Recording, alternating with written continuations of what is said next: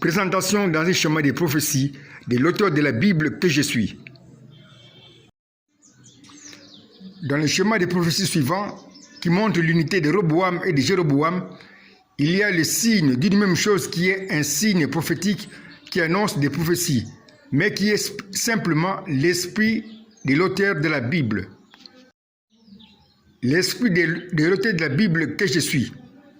Tu peux alors me présenter en public sans hésiter en disant « Voici l'auteur de la Bible qui est ici, le signe d'une même chose, le même Roboam », comme l'indiquent les flèches dans le mariage spirituel de Roboam et de Jéroboam.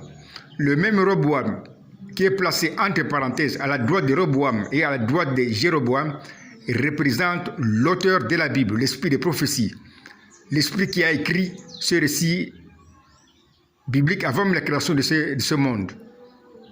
Je répète ceci.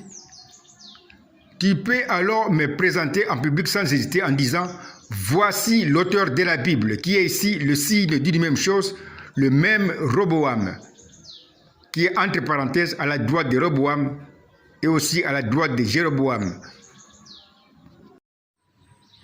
Comment alors lire un schéma de prophétie? Comme cela est représenté par l'unité de Roboam et de Jéroboam. Pour lire ce schéma, nous devons d'abord connaître ce que représente chaque marié, comme Roboam ou Jéroboam. Que représente Roboam, comme l'indique la flèche 1? Une question est posée au bout de la flèche. Que représente Roboam? Et que représente Jéroboam, comme l'indique la flèche 2? Une question est posée à la fin de la flèche 2. Que représente Jéroboam? C'est bien dit, d'abord connaître ce que représente chaque marié. C'est d'ici alors que je dois intervenir en tant que l'auteur de la Bible, qui dévoile dans ce temps de la fin tous les mystères cachés comme Roboam et Jéroboam. Disons que dans ma pensée qui a créé ce film prophétique, Roboam représente A, comme l'indique la flèche 1 à gauche, et Jéroboam représente B, comme l'indique la flèche 2 à ma droite.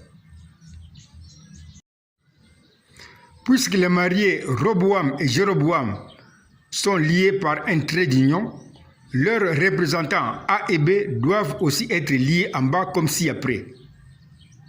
Nous voyons un trait d'union qui lie A et B en bas. Comment lire alors maintenant le schéma des prophéties qui est déjà interprété quand nous connaissons déjà les représentants comme A et B? Il y a plusieurs façons de lire ce schéma, mais pour simplifier, nous lirons seulement la partie que nous avons encadrée en bas, en pointillé.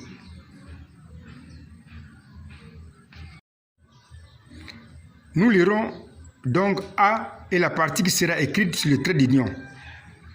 Nous lirons aussi B. Présentons alors quelques prophéties que j'ai écrites dans ma pensée dans Genèse 15, avant de créer un ange et ce monde. Pour confirmer notre alliance, j'ai dit à Abraham de prendre pour les partager en deux une génisse de 3 ans, une chèvre de 3 ans et un bélier de 3 ans. Il devait aussi prendre 2 colombes, une tourterelle, une colombe sauvage et une jeune colombe domestique.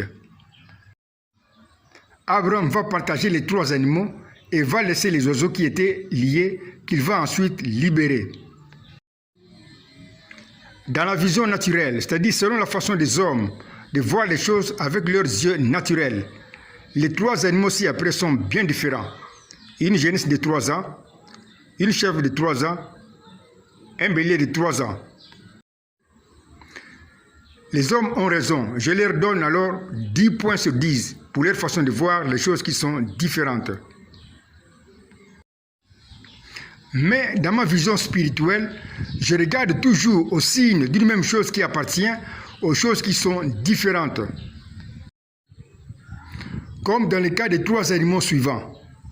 Une génisse de 3 ans, une chèvre de 3 ans, un bélier de 3 ans.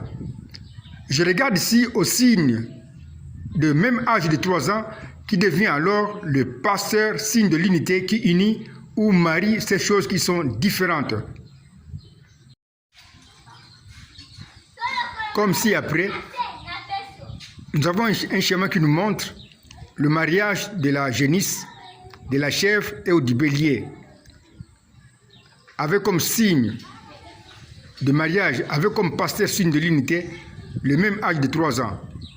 Nous venons de trouver un schéma de prophétie écrit dans ma pensée, mais dans ma propre langue, qui sera inconnue aux anges, que je vais créer plus tard. Cette langue qui était un mystère caché, même aux anges, est dévoilée dans ce temps de la fin, où je vais dévoiler comme juge tous les mystères qui étaient cachés.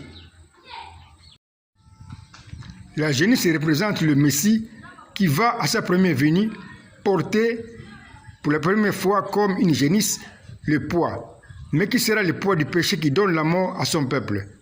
Alors le Messie mourra à la place de son peuple. La chèvre représente le Messie qui va mourir comme un sacrifice.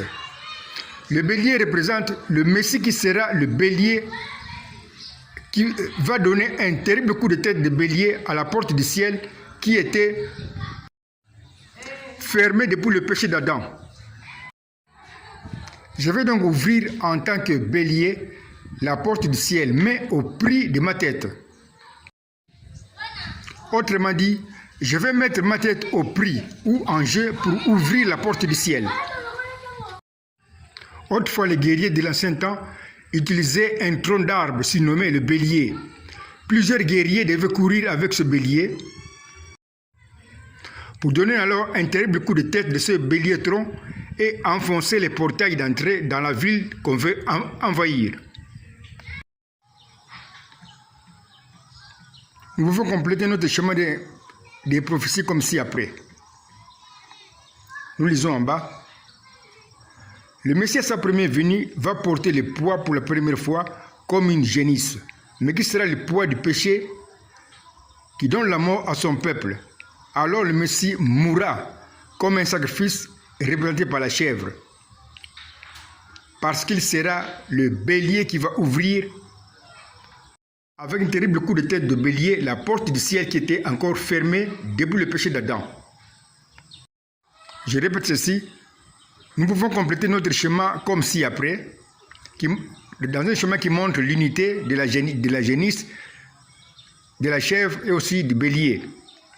Voici la prophétie que nous lisons en bas. Le Messie à sa première venue va porter le poids pour la première fois comme une génisse, mais qui sera le poids du péché qui donne la mort à son peuple. Alors le Messie mourra comme un sacrifice représenté par la chèvre, parce qu'il sera le bélier qui va ouvrir avec un terrible coup de tête de bélier la porte du ciel qui était encore fermée depuis le péché d'Adam.